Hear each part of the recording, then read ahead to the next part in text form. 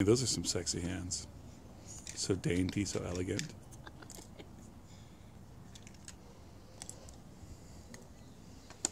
So what are you doing, sexy mama? I'm going to try watercolor for a bit. It's not my favorite medium, but it's very convenient when you're traveling and such. Is it? It is. Mm-hmm. Pretty sexy blouse, too. Can you stop saying the word sexy every 5 seconds? Now put down the camera so you can help me open my tubes of paint. You'd like me to open your tubes? Stop it. It's not even, like, remotely charming. Fertility is always charming. Baby, really?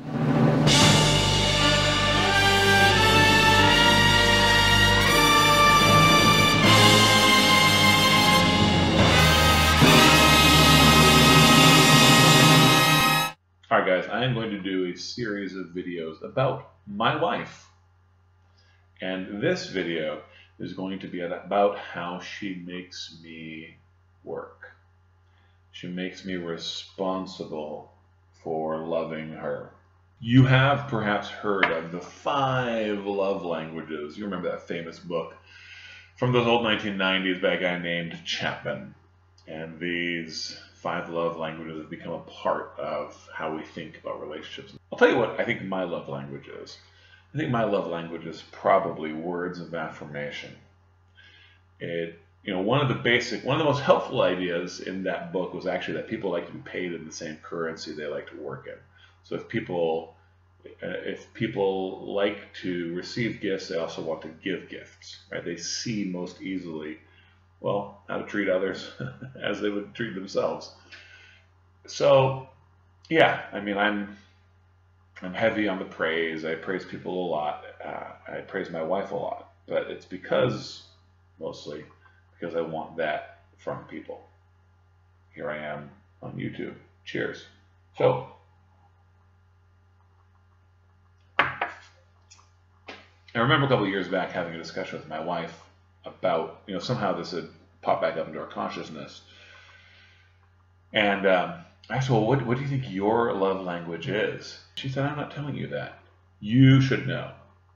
Which is what I want to make this video about. Right now, you actually might be tempted to be annoyed at her and think, oh man, I've had experiences like that with women, and why must women be so indirect, so manipulative, so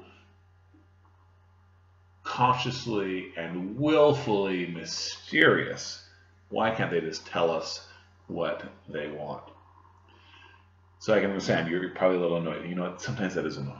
But before we return to that topic, let me read to you, because I tweeted it a couple years back, because I thought it was that awesome. During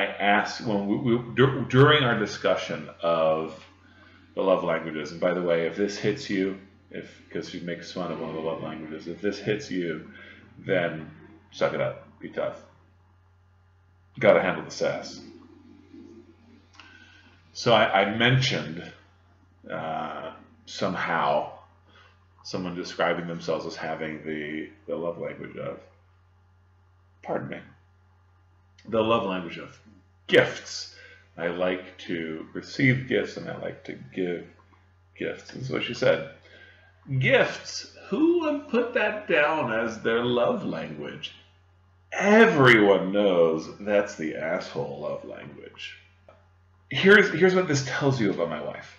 Not that she doesn't like receiving gifts, but that she thinks it is indecent and immodest to say so. Right? To say, hey you husband, hey you son, hey you mother, I want gifts. Right? Now this is the feminine aspect that irritates so many men and has irritated me in the past, which is I shouldn't have to tell you that I want a gift. You should just give me a gift and make it a good one. Make it one I would have chosen. So my wife makes me work in so many areas when I express my love. Because she's driven by two main ideas. One is this idea of modesty. Okay, even though of course we are quite intimate, she should not have to expose certain things to me. It's not that I can't see them, it's that I need to go get them. Dang, that's sexy, am I right? And that's the second thing, right? So besides the idea of her modesty, the feminine modesty, she has this idea that men ought to be the pursuers, the hunters, and that doesn't end in marriage. So even though I'm married to her, I have to continue to chase after that woman. I have to continue to study her, know her, ambush her, and catch her in a web of surprise and pleasure.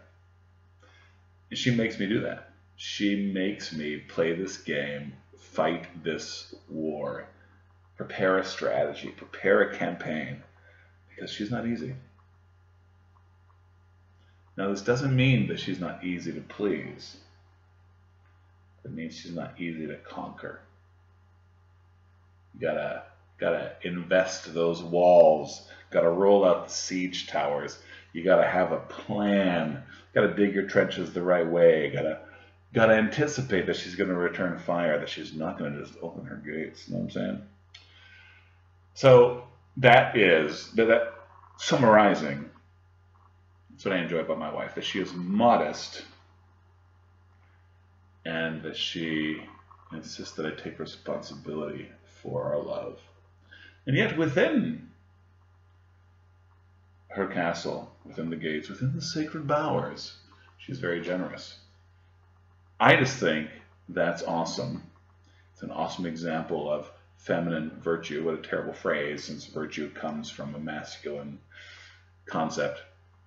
But she is so feminine and insists that I be so masculine. And this has, I believe, contributed over the many years to the success and blessedness of our marriage. So praise the wife, who's awesome. Thank Christ, who's been kind to us. And this is the first of a few to come out about how amazing my wife is. She is modest. She is hard-assed. She doesn't actually think that people who like to get gifts are assholes. Man, that woman's amazing. Okay, I'm going to stop talking because I think I'm going to start repeating myself.